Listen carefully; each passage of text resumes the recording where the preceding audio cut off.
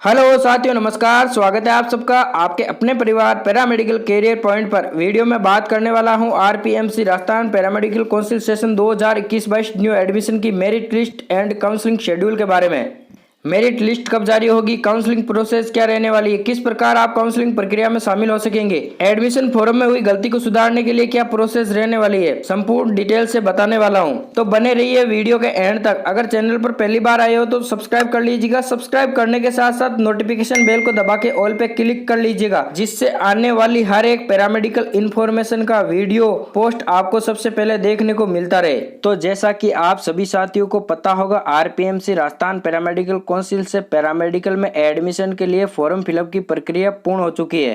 तो ऐसे में अब बार बार बहुत से स्टूडेंट के मैसेज आ रहे हैं, उनके द्वारा काउंसलिंग रिलेटेड कई क्वेश्चन किए जा रहे हैं। तो साथियों, बताना चाहूंगा न्यू एडमिशन से संबंधित अप्रोक्स सारे क्वेश्चनों के जवाब आपको इस वीडियो में देखने को मिल जाएंगे। इसलिए एक बार वीडियो को लाइक एंड शेयर भी जरूर कर दीजिएगा, जिससे और भी पैरामेडिकल स्टूडेंट को यह जानकारी मिल सके।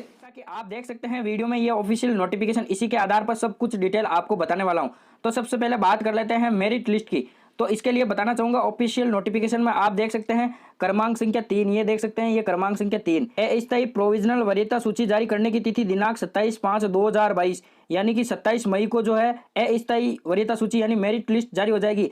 अब साथियों, ये अस्थायी क्यों बताई गई है, ये अस्थायी मेरिट सूची मतलब साथियों, इसके लिए मैं बताना चाहूंगा, अस्थायी का मतलब है अस्थायी एक बार आपके मेरिट लिस्ट जारी होगी, जिसमें कितने टोटल फॉर्म सबमिट हुए हैं सब कुछ डिटेल रहेगी। आपने जो भी अपनी डिटेल फॉर्म में सबमिट की थी, आपके फॉर्म नंबर, आपका नेम, फादर्स नेम एंड जो भी डिटेल्स आपने सबमिट की है वो आपको यहाँ पे देखने को मिलेगी इस लिस्ट में। अब कई साथी बार बार बोल रहे हैं कि मेरे फॉर्म में गलती हो गई, तो उसे कैसे सुधार करें। तो इसके लिए बताना चाहूंगा, जो ये अस्थायी प्रोविजनल मेरिट लिस्ट जारी होगी, इसमें अगर आपकी कोई मिस्टेक है, अगर गलती है तो एक बार चेक कर लेना। इसमें जो गलती होगी उसी को आप सुधार सकते हैं, उसके लिए आप अपनी आपत्ति दर्ज करवा सकते हैं। तो आप यहाँ पे आगे देख सकते हैं क्रमांक संख्या 4 के अंदर ऑनलाइन आवेदन के उपरांत जारी वरीयता सूची के संबंध में आपत्तियां प्रस्तुत करने की तिथि दिनांक 28/5/2022 से दिनांक 31/5/2022 तक। मतलब साथियों, इस अस्थायी प्रोविजनल मेरिट लिस्ट में अगर आपके नेम में कुछ मिस्टेक है, कुछ गलती है, या आपकी डीओबी में कुछ किसी में भी आपके मिस्टेक होती है, कुछ गलती है परसेंटेज वगैरह में, तो उसके लिए आपको एक आपत्ति दर्ज करवानी होगी। मतलब फॉर्म में करेक्शन के लिए एक आपत्ति दर्ज करवानी होगी, जिसकी दिनांक है आपके 28 मई से 31 मई, इसके बीच में आपको ये आपत्ति दर्ज करवानी है। फिर आप देख सकते हैं क्रमांक संख्या 5 में अस्थायी वरीयता सूची के संबंध में आपत्तियां निस्तारण करने की तिथि कार्यालय स्तर पर दिनांक 1/6/2022 से 3/6/2022 तक, 1 जून से लेकर 3 जून तक। अब बताना चाहूंगा, जो आपत्ति दर्ज करवाएंगे आप अपने फॉर्म से रिलेटेड, तो अगर वो आरपीएमसी को सही लगेगी, मतलब कि जो आपकी आपत्ति का निस्तारण किया जाना चाहिए, तो ये आरपीएमसी अपने स्तर पर, कार्यालय स्तर पर आपकी आपत्ति को सही करेगी। ये इसमें क्लियरली बताया गया है। तो इसकी दिनांक है आपके 1 जून से लेकर 3 जून तक, जो भी आपने आपत्ति दर्ज करवाई है फॉर्म में करेक्शन के लिए, उनका निस्तारण किया जाएगा। साथियों, आपको एक विशेष बात बता देता हूं, जो भी आप आपत्ति लगाएंगे उसके लिए आपको डॉक्यूमेंट प्रस्तुत करना होगा। जैसे आपके अगर नेम में करेक्शन करवाना है तो उसके लिए आप 10th की मार्कशीट, डीओबी के लिए 10th की मार्कशीट लगा सकते हैं। बाकी जो भी प्रोसेस रहेगा, आरपीएमसी जैसे ही कोई अपडेट देती है मैं आपको चैनल पर प्रोवाइड करवा दूंगा। जल्दी आपको अपडेट मिल जाएगी जैसे आरपीएमसी कोई ऑफिशियल नोटिफिकेशन देती है इसके लिए। अब आप देख सकते हैं क्रमांक संख्या 6 अंतिम वरीयता सूची जारी करने की तिथि दिनांक 4/6/2022, 4 जून को आपके अंतिम वरीयता सूची मतलब कि फाइनल मेरिट लिस्ट जारी हो जाएगी। आपके परसेंटेज के हिसाब से किस स्टूडेंट को कौन सी रैंक प्राप्त हुई है, सब कुछ डिटेल, इसके लिए आपको 4 जून तक वेट करना होगा। 4 जून को आपकी फाइनल मेरिट लिस्ट जारी हो जाएगी। अब बात कर लेते हैं काउंसलिंग शेड्यूल की। बहुत से स्टूडेंट के बार बार कमेंट्स मैसेज आ रहे हैं कि काउंसलिंग कब से स्टार्ट होगी। स्टूडेंट का बार बार एक ही क्वेश्चन है कि हमसे जो फॉर्म फिलअप करवाया गया उसमें कॉलेज और कोर्स का ऑप्शन ही नहीं है। तो इसके लिए बताना चाहूंगा, आप धैर्य बनाए रखें, वो डिटेल भी मैं आपको बताऊंगा, वो आगे होने वाला है। प्रथम काउंसलिंग में आपको ऑप्शन फॉर्म फिल करना होगा, उसी में आपको कॉलेज एंड कोर्स चॉइस करना है। ये आप देख सकते हैं प्रथम ऑनलाइन काउंसलिंग। काउंसलिंग हेतु विकल्प पत्र प्रस्तुत करने हैं। अग्रिम प्रशिक्षण शुल्क राशि 10,000 रुपये जमा करवाने की तिथि दिनांक 5/6/2022 से दिनांक 14/6/2022 तक, 5 जून से लेकर 14 जून तक। तो साथियों, काउंसलिंग के लिए आपको बताना चाहूंगा 5 जून से लेकर 14 जून तक आपको ऑप्शन फॉर्म फिल करना है, जिसमें आपको कॉलेज और कोर्स चॉइस करना है। मैक्सिमम कॉलेज चॉइस करने की कोई भी सीमा नहीं बताई गई है। आगे कोई अपडेट होती है तो मैं आपको बता दूंगा, कितनी भी कॉलेज आप लगा सकते हैं। अब इसके लिए आपको क्या करना होगा, काउंसलिंग में शामिल होने के लिए आपने फॉर्म तो सबमिट कर दिया, लेकिन काउंसलिंग प्रक्रिया में शामिल होने के लिए आपको पहले ये 10,000 रुपये जमा करवाने हैं। ये ऑनलाइन ही होंगे। ये जमा करवाने के बाद ही आपके जो कॉलेज चॉइस एंड जो कोर्स चॉइस है वही ऑप्शन आएगा, इसके बाद ही ओपन होगा। तो इसके बाद आप काउंसलिंग प्रक्रिया में शामिल हो जाएंगे। ये फॉर्म आप लगा सकते हैं, ऑप्शन फॉर्म। अब आप देख सकते हैं प्रथम काउंसलिंग हेतु आवंटन पत्र जारी करने की तिथि 21/6/2022, 21 जून। अब साथियों जो भी आपने कॉलेज एंड कोर्स लगाया है, आपको 21 जून को प्रथम राउंड की जो काउंसलिंग है उसकी कॉलेज अलॉटमेंट हो जाएगी। जो भी आपने कॉलेज और कोर्स लगाया था, जो भी कॉलेज आपको अलॉट होती है, वो अलॉटमेंट लेटर जारी हो जाएगा आपको 21 जून को। जिन भी स्टूडेंटों को कॉलेज अलॉट होगी वो 21 जून को पता चल जाएगा कि मेरे को कौन सी कॉलेज अलॉट हुई है फर्स्ट राउंड की काउंसलिंग में। इसके बाद में महाविद्यालय संस्थान में उपस्थिति रिपोर्टिंग प्रस्तुत करने की तिथि दिनांक 21/6/2022 से दिनांक 27/6/2022 तक।